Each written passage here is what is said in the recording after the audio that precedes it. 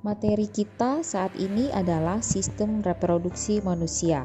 Yang akan dibahas dalam materi ini adalah pertama, struktur dan fungsi organ reproduksi, kedua, gametogenesis, ketiga, menstruasi, keempat, fertilisasi, gestasi dan persalinan, kelima, kesehatan reproduksi dan masalah kependudukan. Namun dalam video ini kita membahas poin 1 sampai 3 saja. Yang pertama, struktur dan fungsi organ reproduksi kita bagi jadi dua, yaitu pada laki-laki dan pada perempuan. Organ reproduksi laki-laki dibedakan menjadi organ reproduksi dalam dan organ reproduksi luar. Organ reproduksi luar terdiri dari penis dan skrotum, sedangkan organ reproduksi dalam terdiri dari testis, saluran kelamin, dan kelenjar kelamin.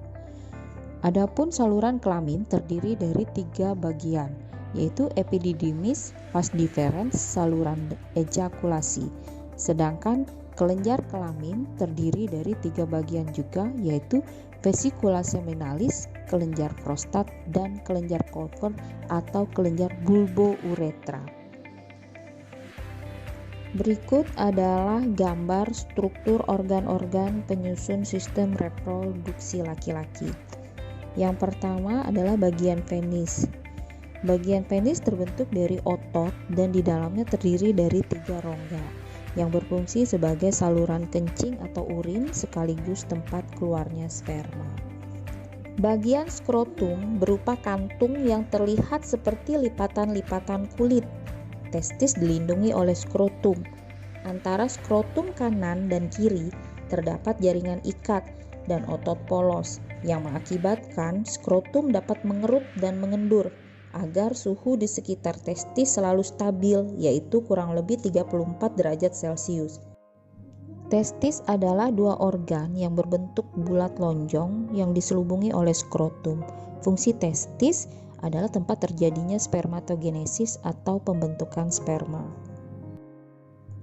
Epididymis adalah bagian yang berupa saluran yang berkelok-kelok dalam skrotum yang keluar dari testis. Epididymis berfungsi sebagai tempat pematangan dan penyimpanan sperma sementara. Pematangan sperma terjadi selama kurang lebih 74 hari. Vas deferens merupakan saluran yang menghubungkan epididymis dan uretra serta berfungsi sebagai saluran sperma menuju uretra.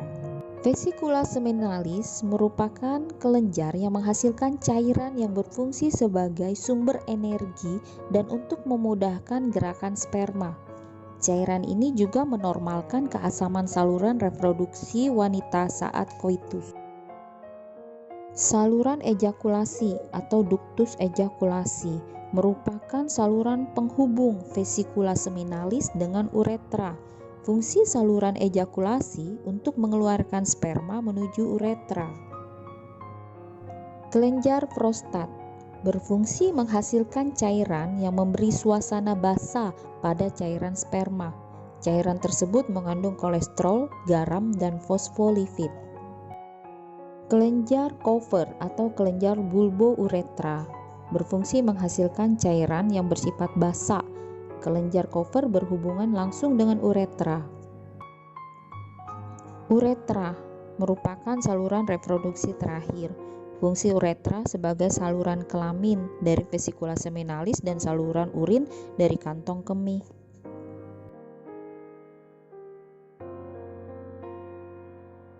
Ini juga merupakan gambar struktur organ reproduksi laki-laki. Kita lihat di sini terdapat penampang melintang testis, diperbesar terlihat tubulus seminiferus. Nah, di bagian sinilah terjadi proses spermatogenesis. Berikut adalah struktur dari sperma. Sperma terdiri dari 3 bagian, yaitu kepala, leher, dan ekor. Bagian kepala berisi materi genetik dan terdapat akrosom yang menghasilkan enzim hyaluronidase. Bagian leher atau tengah terdapat mitokondria. yang menghasilkan energi yang berfungsi untuk kelangsungan hidup dan mengarahkan spermatozoa menuju ovum, bagian ekor yang berfungsi sebagai alat gerak.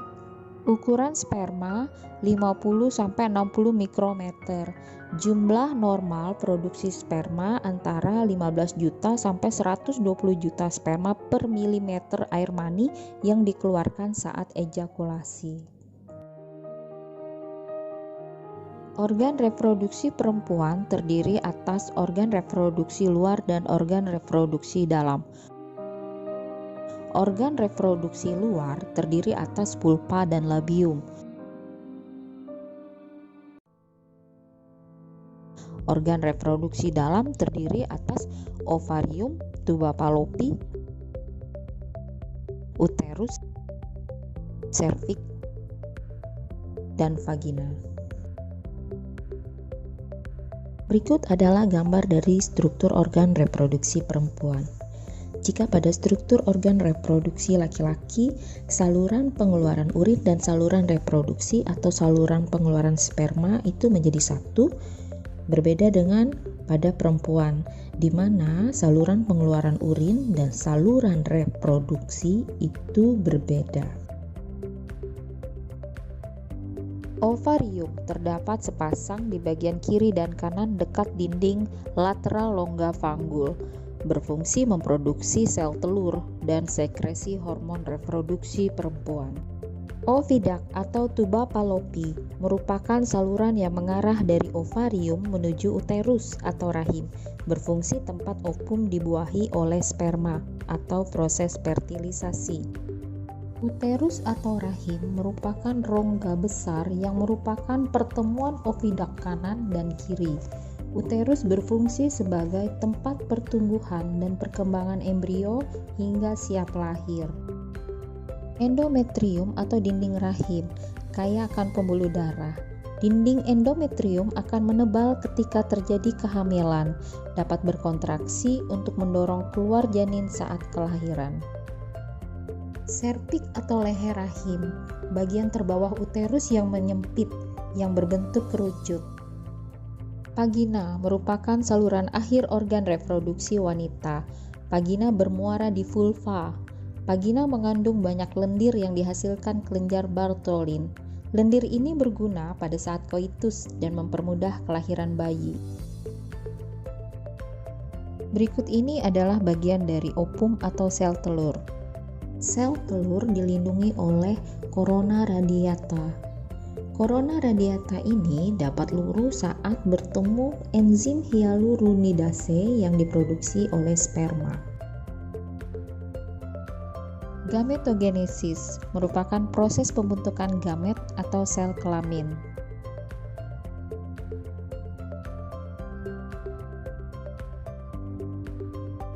Spermatogenesis pada laki-laki dimulai pada masa pubertas dan terjadi terus-menerus selama hidup. Spermatogenesis terjadi melalui 3 tahap, yaitu tahap penggandaan, tahap pertumbuhan, dan tahap pematangan. Tahap yang pertama yaitu tahap penggandaan, di mana sel primordial mengalami pembelahan mitosis berulang-ulang dan membentuk spermatogonia atau spermatogonium. Tahap yang kedua yaitu tahap pertumbuhan. Spermatogonium yang bersifat diploid tumbuh dan berkembang membentuk spermatosit primer bersifat diploid. Tahap ini masih mengalami pembelahan mitosis. Tahap yang ketiga yaitu tahap pematangan. Spermatosit primer membelah secara meiosis yang pertama membentuk 2 spermatosit sekunder yang bersifat haploid. Spermatosit sekunder kemudian membelah secara meiosis kedua membentuk 4 buah spermatid yang bersifat haploid. Setiap spermatid akan berdiferensiasi menjadi sperma yang bersifat haploid. Proses pematangan spermatid menjadi sperma disebut spermiasi. Oogenesis terjadi di dalam ovarium. Prosesnya memiliki periode istirahat yang panjang, dimulai dari pralahir, pasca lahir, pasca pubertas hingga menopause. Oogenesis terjadi melalui 3 tahap, yaitu tahap penggandaan, tahap pertumbuhan, dan tahap pematangan. Tahap yang pertama yaitu tahap penggandaan, terjadi di dalam ovarium janin ketika masih dalam kandungan. Pada tahap penggandaan, sel primordial mengalami pembelahan mitosis membentuk oogonia atau oogonium yang bersifat diploid. Tahap yang kedua yaitu tahap pertumbuhan, terjadi pada ovarium bayi. Pada tahap pertumbuhan, oogonium mengalami pembelahan mitosis membentuk oosit primer bersifat diploid. Oosit primer akan berada dalam keadaan dorman atau istirahat sampai anak perempuan mengalami masa puber.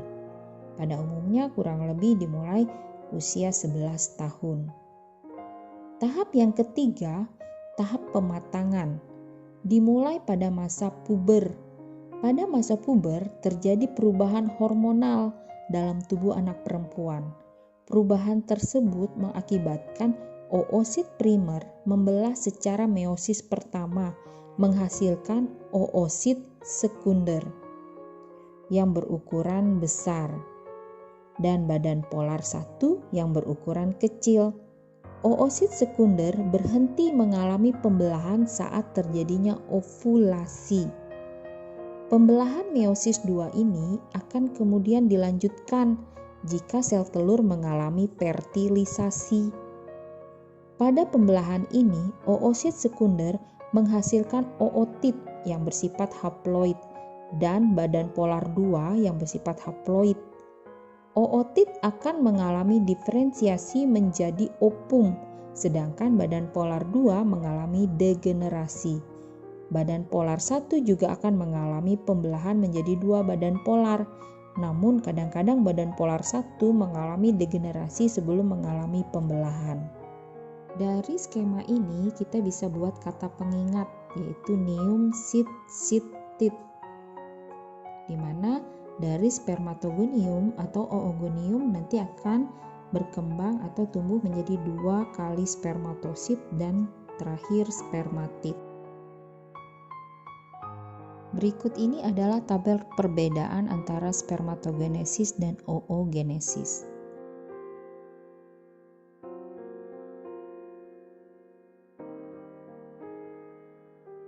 Siklus menstruasi terdiri atas 4 fase. Pada umumnya, siklus menstruasi berlangsung selama 24 hari. Fase yang pertama yaitu fase menstruasi, berlangsung selama 3-7 hari. Fase yang kedua yaitu fase praovulasi atau fase folikel. Yang ketiga fase ovulasi, yang keempat fase pasca ovulasi atau fase luteal. Siklus menstruasi. Di sini saya akan mulai menjelaskan dari fase praovulasi atau fase folikel. Pada fase ini, kelenjar pituitari di hipotalamus akan menghasilkan hormon FSH atau follicle stimulating hormone, yaitu hormon yang merangsang pembentukan folikel yang mengelilingi oosit primer pada ovarium. Folikel primer nanti akan berkembang menjadi folikel sekunder, folikel tersier hingga folikel de Graaf. Folikel de Graaf akan menghasilkan hormon kedua, yaitu hormon estrogen. Hormon estrogen akan merangsang kelenjar pituitari pada hipotalamus untuk memproduksi hormon ketiga, yaitu LH atau luteinizing hormone. Nah, LH inilah yang akan merangsang terjadinya fase ovulasi. Fase ovulasi terjadi umumnya pada hari ke-14 dihitung sejak hari pertama menstruasi. Pada saat ovulasi inilah oosit sekunder terlepas dari folikel dan bergerak menuju tuba Fallopi. Oosit sekunder ini akan bertahan setidaknya 24 jam. Jika tidak terjadi fertilisasi, oosit sekunder ini akan berjalan menuju rahim dan menempel di dinding rahim. Namun, jika terjadi fertilisasi, oosit sekunder akan berkembang menjadi ovum, kemudian selanjutnya menjadi zigot dan janin yang akan tumbuh dan berkembang di dalam rahim. Sekarang saya akan menjelaskan fase pasca ovulasi atau fase luteal, di mana corpus luteum atau badan kuning akan menghasilkan hormon keempat, yaitu hormon progesteron. Fungsi hormon progesteron adalah untuk memacu pembentukan dan penebalan dinding rahim atau endometrium. Jika terjadi fertilisasi atau kehamilan, tubuh akan menghasilkan hormon human chorionic gonadotropin atau HCG. Hormon ini berfungsi menjaga corpus luteum untuk terus memproduksi progesteron dan estrogen agar endometrium saat hamil tetap menebal. Namun, jika tidak terjadi fertilisasi atau kehamilan, corpus luteum akan menyusut dan diserap oleh lapisan rahim, sehingga kadar estrogen dan progesteron menurun, yang membuat lapisan endometrium lepas dan luruh. Inilah yang disebut dengan fase menstruasi. Siklus menstruasi akan berakhir ketika seorang perempuan memasuki masa menopause. Dari skema siklus menstruasi ini, kita bisa simpulkan yang pertama, ada 4 hormon yang diproduksi dan berpengaruh, yaitu FSH, estrogen, LH, dan progesteron. Yang kedua yang kita bisa simpulkan, pada fase menstruasi, kadar hormon progesteron dan estrogen akan menurun. Pada fase praovulasi atau fase folikel, kadar FSH dan estrogen akan meningkat. Pada fase ovulasi, kadar LH yang akan meningkat. Dan pada fase pasca ovulasi, kadar progesteron dan estrogen yang akan meningkat.